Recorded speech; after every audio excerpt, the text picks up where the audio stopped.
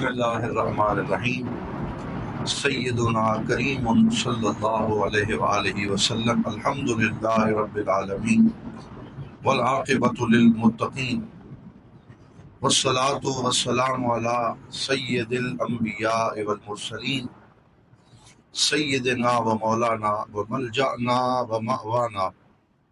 سیدنا محمد وعلی آلہ و اصحابہ و عترتہ اجمعین۔ قال اللہ تبارک و تعالی فی القرآن المجید والفرقان الحمید الحج اشہر معلومات فمن فرض فیہن الحج فلا رفث ولا فسوق ولا جدال فی الحج۔ صدق اللہ مولانا العظیم وبلغنا رسولہ النبی الکریم ونحن علی ذلک لمن الشاہدین والشاکرین والحمد للہ رب العالمین۔ تمام احباب محبت سے ادب سے بارگاہ سرور کونین صلی اللہ علیہ وسلم میں درود پاک پیش کیجئے۔ الصلاۃ والسلام علیک یا سیدی یا رسول اللہ وعلی آلک و اصحابک یا سیدی یا حبیب اللہ۔ الصلاۃ والسلام علیک یا رحمۃ للعالمین وعلی آلک و اصحابک یا شفیع المذنبین و یا جد الحسن والحسین۔ بعد از حمد و صلات لائق صد عزت و تکریم برادران اسلام، اللہ رب العزت کے فضل و کرم سے ہم سب جامعہ مسجد امیر السالکین رحمۃ اللہ تعالی علیہ کے پرنور ماحول میں خطبہ جمعۃ المبارک اور جمعۃ المبارک کے اس اجتماع میں حاضر ہے۔ دعا ہے اللہ تعالی ہم سب کی حاضری اپنی بارگاہ میں مقبول و منظور فرمائے۔ ماہ ذوالقعدہ شریف اپنے اختتام کی طرف گامزن ہے اور چند ہی دنوں میں ذوالحج کا مبارک مہینہ شروع ہوا چاہتا ہے، وہ مبارک مہینہ جس میں لاکھوں فرزندان توحید بیت اللہ شریف کے پاس جمع ہوتے ہیں اور فریضہ حج ادا کرتے ہیں، اور ذوالحج شریف کے یہ 10 دن جنہیں العشر الاوائل من ذوالحج کہا جاتا ہے، یہ وہ مبارک ایام ہیں جن کو پوری امت مسلمہ کے لیے خیر و برکت کے ایام قرار دیا گیا۔ یہ قرب الہی کے لمحات ہیں اور وہ عظیم دن ہیں جن کی قسم اللہ رب العزت نے قرآن میں اٹھائی اور ارشاد فرمایا والفجر ولیال عشر والشفع والوتر واللیل اذا یسر هل فی ذلک قسم لذی حجر۔ قسم ہے فجر کی اور قسم ہے 10 راتوں کی، اور والشفع والوتر اور جوڑے کی اور طاق کی، اور آخر میں فرمایا هل فی ذلک قسم لذی حجر، کہ اس سے بڑھ کر کسی صاحب عقل کے لیے اور کیا قسم ہو سکتی ہے۔ تو یہاں ذی حجر سے مراد ذی عقل ہے، ذی شعور ہے، کہ اللہ رب العزت نے ان کے لیے ان ایام کی قسم اٹھا کر ان کی فضیلت کا بیان فرمایا۔ حضور نبی رحمت صلی اللہ علیہ وآلہ وسلم نے بھی ان 10 ایام کی فضیلت کا بارہا بیان فرمایا کہ یہ وہ 10 ایام ہیں جن میں اللہ رب العزت کی خاص رحمتیں اور برکتیں نازل ہوتی، اور انہی دنوں میں قرآن کی یہ آیت حضور پہ نازل ہوئی الیوم اکملت لکم دینکم واتممت علیکم نعمتی ورضیت لکم الاسلام دینا، کہ آج ہم نے تمہارے لیے تمہارے دین کو مکمل کر دیا اور تمہارے اوپر اپنی نعمتوں کو تمام فرما دیا اور اسلام کو بطور دین تمہارے لیے منتخب فرمایا۔ تو یہ تکمیل دین کے ایام بھی ہیں اور اس میں حج کے مناسک ادا کیے جاتے ہیں۔ انہی دنوں میں سے ایک دن کو یوم عرفہ کہا جاتا ہے، اور یہ وہ مبارک دن ہے جس دن کو حضور صلی اللہ علیہ وسلم نے خیر الایام قرار دیا اور ارشاد فرمایا کہ خیر الایام یوم عرفہ، کہ دنوں میں سے بہترین دن عرفہ کا دن ہے، وخیر الدعاء دعاء یوم عرفہ، اور دعا کا سب سے بہترین دن یوم عرفہ کا دن ہے، کہ جس دن دعائیں قبول ہوتی ہیں اور اللہ تعالیٰ اپنے بندوں پہ نظر کرم فرماتا ہے۔ اور پھر حضور صلی اللہ علیہ وسلم نے ارشاد فرمایا کہ صوم یوم عرفہ یکفر السنتین، فرمایا اس 9 ذی الحج کا جو روزہ ہے جسے یوم عرفہ کا روزہ کہا جاتا ہے، فرمایا یہ 2 سالوں کے گناہوں کا کفارہ ہے۔ السنۃ التی قبلہا والسنۃ التی بعدہا، وہ سال جو اس دن سے پہلے ہے اور وہ سال جو اس دن کے بعد ہے، اللہ تعالیٰ اس ایک دن کے روزے کو 2 سال کے گناہوں کا کفارہ بنا دیتا۔ تو یہ بھی اس دن کی اور ان 10 دنوں کی فضیلت ہے جو اللہ رب العزت نے اپنے بندوں کو عطا فرمائے۔ اور انہی دنوں میں قرآن کی یہ آیت نازل ہوئی، وَاسْأَلُوا اللَّهَ مِن فَضْلِهِ وَاللَّهُ ذُو الْفَضْلِ الْعَظِيمِ، کہ تم اللہ تعالیٰ سے اس کے فضل کا سوال کرو، بے شک اللہ تعالیٰ بہت زیادہ فضل فرمانے والا ہے۔ اور پھر ان 10 دنوں کے بارے میں صحیح بخاری اور مسلم کی متفق علیہ حدیث پاک ہے، جس میں حضور صلی اللہ علیہ وآلہ وسلم نے ارشاد فرمایا، ما من ایام العمل الصالح احب الی اللہ تعالی من عشر الاوائل من ذی الحجہ، فرمایا سال کے دنوں میں سے اور کوئی دن ایسے نہیں ہیں جن میں اللہ تعالیٰ کو نیک عمل اتنا محبوب ہوتا ہے جتنا ان 10 دنوں میں اللہ تعالیٰ کو نیک عمل محبوب ہوتا ہے۔ کہ بندے جو نیک عمل کرتے ہیں، جو قرآن کی تلاوت کرتے ہیں، جو صدقات و خیرات کرتے ہیں، جو اللہ کی بارگاہ میں سجدہ ریزی کرتے ہیں، وہ ان 10 دنوں میں اللہ رب العزت کو بہت محبوب ہے۔ تو ایک صحابی نے سوال کیا، وَلَا الْجِهَادُ فِي سَبِيلِ اللَّهِ، کہ یا رسول اللہ کیا جہاد بھی ان 10 دنوں کے اعمال سے افضل نہیں ہے؟ تو حضور نے فرمایا، وَلَا الْجِهَادُ فِي سَبِيلِ اللَّهِ إِلَّا أَن يَخْرُجَ بِنَفْسِهِ وَمَالِهِ، فرمایا ہاں جہاد سے بھی زیادہ ان 10 دنوں کے عمل افضل ہیں۔ ہاں اگر کوئی ایسا مجاہد ہے جس نے اپنی جان قربان کی ہے اور اپنا مال قربان کیا ہے تو پھر اس کی قربانی اس سے افضل ہوگی، کیونکہ اس نے اپنی جان کو بھی اللہ تعالیٰ کی راہ میں قربان کر دیا۔ پھر اس میں حکمت علماء نے یہ بیان فرمائی کہ یہ کیا حکمت ہے کہ اللہ تعالیٰ نے ان 10 دنوں میں وہ خاص بات رکھی کہ اللہ تعالیٰ یہ چاہتا ہے کہ اس کے بندے اس کی طرف رجوع کرتے رہیں، اس کی بارگاہ میں حاضری دیتے رہیں، اپنے کمزور ہوتے ہوئے تعلق کو اللہ سے مضبوط بناتے رہیں، تو وہ ہمیں موقع عطا فرماتا ہے کہ پہلے رمضان المبارک عطا کرتا ہے، رمضان المبارک کی بہاریں مقدس راتیں عطا فرماتا ہے اور روزے کے موقع۔ پھر جب انسان رمضان کے بعد عبادت اور عمل میں کمزوری دکھانے لگتا ہے تو پھر اسے حج کے 10 ایام عطا فرما دیتا ہے تاکہ پھر سے وہ اللہ رب العزت کی جانب متوجہ ہو جائے۔ پھر حج کے ایام ختم ہوتے ہیں تو عشرہ محرم آ جاتا ہے، وہ بھی فضیلت کے اعتبار سے بہت فضیلت والا ہے، اس میں اللہ تعالیٰ سے پھر اپنے تعلق کو مضبوط کرے۔ پھر عشرہ محرم کے بعد ربیع الاول کا مہینہ آتا ہے جو حضور کی آمد کا مہینہ ہے، تاکہ حضور سے عشق و محبت کو پھر سے استوار کرے۔ پھر اس کے بعد رجب اور شعبان، تو اللہ تعالیٰ اس طریقے سے اپنے بندوں کو ان پاکیزہ دنوں کے موقع عطا فرماتا ہے تاکہ اقبال علی اللہ اور توجہ الی اللہ جو ہے وہ بڑھتی رہے اور بندے اپنے مالک کا ذکر کرتے رہیں۔ ذوالحجہ کے 10 دنوں کو ذکر کے ایام قرار دیا گیا کیونکہ اللہ تعالیٰ نے قرآن پاک میں ارشاد فرمایا، فَإِذَا أَفَضْتُم مِّنْ عَرَفَاتٍ فَاذْكُرُوا اللَّهَ عِندَ الْمَشْعَرِ الْحَرَامِ وَاذْكُرُوهُ كَمَا هَدَاكُمْ، فرمایا تم حاجی ہوں تو وہ بھی اور جو اپنے گھروں میں بیٹھے ہوئے ہیں وہ بھی ان 10 دنوں میں کثرت سے مجھے یاد کرو، میرا ذکر کرو۔ جتنا تم ذکر کرو گے اتنا اللہ تعالیٰ تمہارے اوپر مہربانی فرمائے۔ اور یہی حکمت ہے کہ اس عشرہ محرم میں 4 دن ایسے رکھے، 4-5 دن جنہیں ایام تشریق کہا جاتا ہے، جن میں تکبیرات تشریق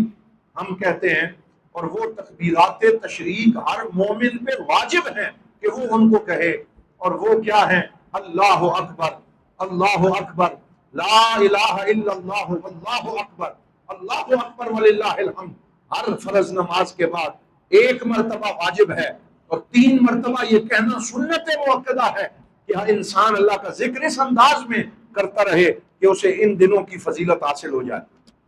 پھر یہ وہ ایام ہیں، آپ جانتے ہیں کہ اس میں قربانی کا عظیم فریضہ اور قربانی کی وہ سنت مؤکدہ بھی موجود ہے جس کو حضرت خلیل اللہ سیدنا ابراہیم علیہ السلام نے قائم فرمایا، اور سرکار دو عالم صلی اللہ علیہ وسلم نے ساری زندگی قربانی کے اس معمول کو جاری رکھا، اور آپ ہر سال 2 جانور خوبصورت اللہ رب العزت کی بارگاہ میں قربان کرتے، فرماتے یا اللہ ایک میری طرف سے قبول فرما، ایک میری امت کے فقیروں کی طرف سے قبول فرما، اور حضور صلی اللہ علیہ وسلم قربانی دیا کرتے۔ اور یہ اب ہمارے لیے وقت ہے کہ ہم ابھی سے جو استطاعت رکھتے ہیں وہ قربانی کے لیے تیاری کریں، کیونکہ یہ افضل نہیں ہے کہ انسان عید سے 1 دن پہلے جانور منتخب کرے اور پھر سلاٹر ہاؤس میں اس کی قربانی ہو جائے اور صرف گوشت اس کے گھر میں پہنچ جائے، بلکہ افضل یہ ہے کہ پہلے انسان جانور کو خریدے، پھر اسے اپنے گھر میں رکھے، پھر خود اس کی دیکھ بھال کرے، اپنی نگاہوں کے سامنے اس کا خیال رکھے، پھر جب قربانی کا دن آئے اپنے ہاتھوں سے یا اپنی نگاہوں کے سامنے اس کو اللہ رب العزت کی بارگاہ میں پیش کرے اور کہے یا اللہ جس طرح تو نے اپنے خلیل حضرت ابراہیم سے قبول فرمایا، جس طرح تو نے اپنے حبیب سیدنا محمد رسول اللہ سے قبول فرمایا، اس طرح ہم سے بھی ہماری اس قربانی کو قبول فرما۔ تو اس لیے ابھی سے اس کا اہتمام کرنا ضروری ہے۔ یہی وہ 10 دن ہیں جس دن زمین سے آسمان کی طرف یہ صدائے عشق و محبت اٹھتی ہے، لبیک اللہم لبیک لبیک لا شریک لک لبیک ان الحمد والنعمت لک والملک لا شریک لک۔ تو اللہ رب العزت راضی ہوتا ہے، خوش ہوتا ہے۔ یہی وجہ ہے کہ جب سرکار دو عالم صلی اللہ علیہ وسلم نے حج فرمایا جسے حجۃ الوداع کہتے ہیں، اور 1 لاکھ کے قریب صحابہ حضور کے ساتھ ہمراہ تھے، تو جب مدینہ پاک سے نکلے تو صحابہ دھیمی آواز میں لبیک پڑھ رہے تھے، تو حضرت جبرائیل امین آئے، انہوں نے کہا یا رسول اللہ، اللہ تعالیٰ آپ کو سلام فرماتا ہے، اور اللہ فرماتا ہے اپنے اصحاب سے کہیں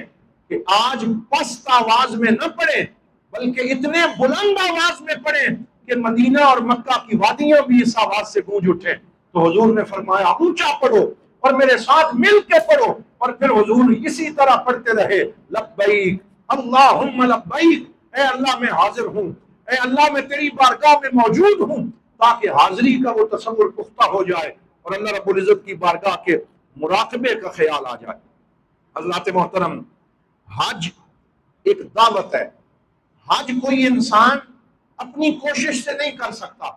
کوئی انسان یہ سمجھے کہ میرے پاس اتنا بینک بیلنس موجود ہے تو میں حج کر لوں گا، یا میرے پاس ویزا لینے کی سہولت موجود ہے تو میں حج کر لوں گا، بلکہ یہ مجرب ہے، اور اس پہ لاکھوں لوگوں نے اس کا تجربہ کر کے بتایا کہ لوگوں کے پاس پیسے موجود رہتے ہیں لیکن حج وہی کر سکتا ہے جس کو دعوت اللہ کی طرف سے آتی، انویٹیشن آتا ہے، جس کا انتخاب ہوتا ہے، اسے وہم و گمان میں بھی نہیں ہوتا، اور اللہ تعالیٰ اس کے لیے یہ اسباب مقرر فرما دیتا۔ ہمارے ایک استاد فرمایا کرتے تھے کہ مجھے حج کا بڑا شوق تھا، وہ مصر کے رہنے والے تھے، فرماتے ہیں مجھے حج کا بڑا شوق تھا، میرے پاس اسباب نہیں تھے، وسائل نہیں تھے، میں ایک دفعہ مسجد الازہر میں 1 ذی الحج کے دن گیا، جمعے کا دن تھا، اور ہمارے ایک شیخ الازہر جن کا نام شیخ اسماعیل صادق العدوی رحمۃ اللہ تعالیٰ علیہ ہے، بہت بڑے عالم دین تھے، وہ خطبہ جمعہ ارشاد فرما رہے تھے، تو انہوں نے لوگوں سے کہا اے لوگوں کیا تم حج کرنا چاہتے ہو؟ کیا تم اگلے سال حج پہ جانا چاہتے ہو؟ تو سارے لوگ متوجہ ہو گئے اور عرض کرنے لگے ہم جانا چاہتے ہیں، ہمیں حج کا شوق ہے۔ فرمایا کیا تم نے حضور کی یہ حدیث نہیں پڑھی کہ ما من ایام العمل الصالح احب الی اللہ، کہ اللہ تعالیٰ کو ان 10 دنوں کا عمل سب سے زیادہ پسند ہے؟ تو اس میں اس بات کی طرف اشارہ ہے کہ جو ان 10 دنوں میں محنت سے اللہ کی بارگاہ میں حاضری دیتا ہے اور اس کو پکارتا ہے اور اسے راضی کرتا ہے، اگلے سال ہی اسے حج کا بلاوا آ جاتا ہے۔ تو یہ راز ہے کہ تم اس سال 10 دنوں کی وہ محنت کرو اور اللہ رب العزت کی بارگاہ میں حاضر رہو، تو جلد ہی اللہ تعالیٰ حاضری کا یہ بلاوا تمہیں عطا فرمائیں گے۔ تو وہ ہمارے استاد کہتے ہیں کہ میرے دل میں یہ بات بیٹھ گئی اور میں نے وہ محنت اور کوشش کی، خوب جم کے 10 دن عبادت کی اور اللہ تعالیٰ سے رو رو کے مانگتا رہا، تو یہی ہوا کہ جس سال میں نے یہ کوشش کی اس سے اگلے سال اللہ تعالیٰ نے میرے لیے بھی حج کو مقدر فرما دیا اور مجھے یہ سفر حج نصیب کر دیا۔ اسی طرح سی این این نے ایک رپورٹ شائع کی تھی اور دیگر چینلز نے، ہر سال ہم ایسی رپورٹیں سنتے رہتے ہیں، ایک نوجوان جس کا تعلق انڈونیشیا سے ہے اور اس کا نام محمد حمیم ہے، اس کے بارے میں کہ اس کی عمر 27 سال ہے اور وہ بالکل نوجوان شخص ہے، رہتا وہ انڈونیشیا میں ہے، اور انڈونیشیا سے مکہ کا جو فاصلہ ہے وہ 9,500 کلومیٹر سے زیادہ بنتا ہے۔ تو اس نے قرآن پاک میں جب یہ آیت پڑھی وَأَذِّن فِي النَّاسِ بِالْحَجِّ يَأْتُوكَ رِجَالًا وَعَلَىٰ كُلِّ ضَامِرٍ يَأْتِينَ مِنْ كُلِّ فَجٍّ عَمِيقٍ کہ اللہ تعالیٰ نے حضرت ابراہیم سے فرمایا، اے ابراہیم اذن فی الناس بالحج، کہ لوگوں میں حج کا اعلان کرو، تو وہ پیدل چلتے ہوئے بھی حج کرنے آئیں گے اور سواریوں پہ بیٹھ کے بھی حج کرنے آئیں گے۔ یا تو کا رجالن، رجالن کا مطلب ہے اپنی ٹانگوں پہ چلتے ہوئے آئیں گے۔ تو یہ آیت پڑھ کے اس پہ کیفیت طاری ہوئی۔ وہ نوجوان تھا، اس نے عزم کیا کہ میں انڈونیشیا سے پیدل چلوں گا اور اس آیت کے پہلے حصے پہ عمل کروں گا اور پیدل چلتے ہوئے اللہ کی بارگاہ میں حاضری دوں گا۔ وہ نکل پڑا، انڈونیشیا سے تھائی لینڈ آیا، تھائی لینڈ سے بورما میں داخل ہوا، بورما سے انڈیا، انڈیا سے پاکستان، پاکستان سے ایران، ایران سے عراق اور پھر عراق سے مکہ مکرمہ میں داخل ہوا اور اس نے یہ فریضہ حج ادا کیا۔ تو پوری دنیا کے بڑے بڑے چینلز نے اسے کوریج دیتے ہوئے اس کے عزم اور اس کی ہمت کو سلام کیا کہ شوق کے بھی پر ہوتے ہیں، اور جسے شوق کے پر لگ جائیں اور اس میں ہمت پیدا ہو جائے تو پھر کوئی دوری نہیں رہتی، بلکہ وہ دوریاں نزدیکیوں میں بدل جاتی ہیں۔ تو آج کی اس گفتگو کا پیغام یہی ہے کہ آئیے ہم بھی حرمین شریفین کا شوق اپنے دل میں رکھیں اور اللہ رب العزت سے دعا مانگیں کہ اللہ تعالی ہمیں بھی حج کی سعادت عطا فرمائے، تاکہ ہم یوم عرفہ میں وہاں جا کے اللہ رب العزت کی بارگاہ میں قیام عرفہ بھی کر سکیں اور دعائیں بھی مانگ سکیں۔ کسی نے کہا تھا تم اپنے دل میں مدینے کی آرزو رکھنا، پھر ان کا کام ہے جذبوں کی آبرو رکھنا، کہ جو انسان شوق رکھتا ہے، آرزو رکھتا ہے، اللہ تعالیٰ اسے اس کی آرزو کے مطابق نوازتا رہتا ہے۔ حضرات محترم، ایک اور عمل جو حج کے ایام شروع ہونے سے پہلے ہمیں معلوم ہوتا ہے لیکن اس کی تذکیر ہونا ضروری ہے کہ حضور صلی اللہ علیہ وآلہ وسلم نے ایک مرتبہ دیکھا کہ یکم ذی الحج کا دن ہے اور ایک عورت اپنے بچے کے بال کاٹ رہی، حالانکہ وہ بچہ ہے، وہ مکلف نہیں ہے، لیکن حضور صلی اللہ علیہ وسلم نے اس عورت سے فرمایا کتنا ہی اچھا ہوتا کہ تو 10 دن رکی رہتی اور عید کی نماز کے بعد تو اس کے بال کاٹتی، تو بھی حاجیوں کے ساتھ ان کے ثواب میں شریک ہو جاتی۔ اور پھر اور بھی بہت سی احادیث ہیں جن میں ایک مکلف شخص کو یہ حکم دیا گیا کہ اے شخص، جب یکم ذی الحج آ جائے تو یکم ذی الحج کا چاند طلوع ہونے سے پہلے ہی اپنے بال کٹوا لو، اپنے ناخن تراش لو، اور پھر 10 دن ان چیزوں سے رکے رہو، اور پھر حج کی اور عید کی نماز پڑھنے کے بعد، قربانی ادا کرنے کے بعد تم بال کٹواؤ، اپنے ناخن تراشو۔ حضور نے فرمایا جو ایسا کرے گا اللہ اسے حج کا ثواب عطا کرے گا،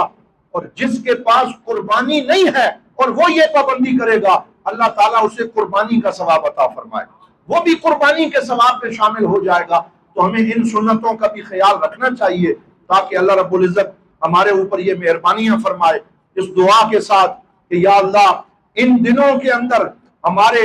ملک پاکستان پہ بھی رحم فرما، اور خاص طور پہ فلسطین کے ان مسلمانوں پہ رحم فرما جو ظلم و ستم کی چکی میں پس رہے ہیں اور اس وقت بدترین قحط سالی میں انہیں مبتلا کر دیا گیا ہے اور ان کو سٹارویشن اور بھوک میں مبتلا کر دیا گیا ہے۔ امدادیں پہنچ رہی ہیں لیکن ان کو غزہ میں انٹر نہیں ہونے دیا جا رہا، نہ کوئی غذا اندر جا رہی ہے، نہ کوئی کھانے کی شے اندر جا رہی ہے، اور بلک بلک کے بچے جان دے رہے ہیں۔ کل کی رپورٹ یہ تھی کہ صرف ایک دن میں 326 مسلمان جو ہیں وہ بھوک کی وجہ سے اس دنیا سے سفر کر گئے۔ تو اللہ محترم ان مبارک دنوں میں انہیں اپنی دعاؤں میں بھی یاد رکھیں، جو کوشش ہو سکی ہے ہم ان کے لیے کرتے رہیں کہ اللہ تعالی ہمارے ان مسلمان بھائیوں کے ظلم سے نجات عطا فرمائے، وآخر دعوانا ان الحمد للہ رب العالمین.